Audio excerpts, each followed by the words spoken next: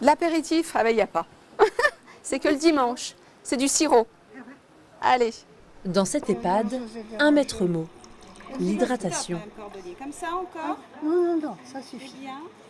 Les 87 résidents sont servis plusieurs fois par jour. Et pour certains, des alternatives sont nécessaires.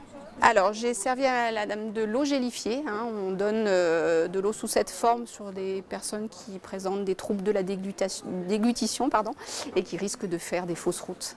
Donc voilà, c'est de l'eau qui est épaissie pour permettre une meilleure déglutition.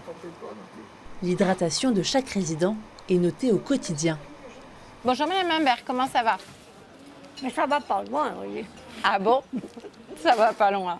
Alors voilà, on met en place des fiches de surveillance d'hydratation pour se rendre compte combien d'eau ou de quantité de liquide dans la totalité de la journée la personne prend. Et si on estime que la personne souffre de déshydratation, qu'elle n'a pas suffisamment bu dans la journée, on va peut-être être enclin à poser une perfusion sous-cutanée pour compléter l'hydratation la nuit.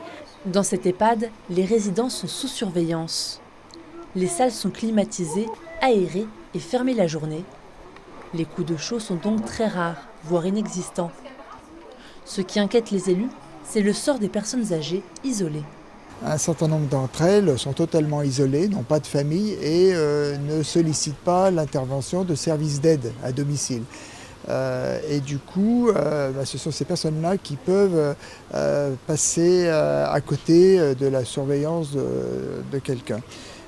D'où l'intérêt des listes et des registres que l'État impose.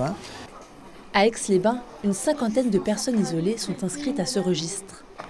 Elles reçoivent des visites régulièrement. Une mesure nécessaire et qui permet d'éviter le pire. Qui veut du sirop? Oh mince, on est là. Mettez du sirop. Allez. Voilà. Merci, ça va, merci. C'est tout? Cet épisode caniculaire est selon Météo France d'une ampleur peu fréquente, mais reste en dessous de celle de 2003. Les températures devraient franchir la barre des 37 degrés à Aix-les-Bains.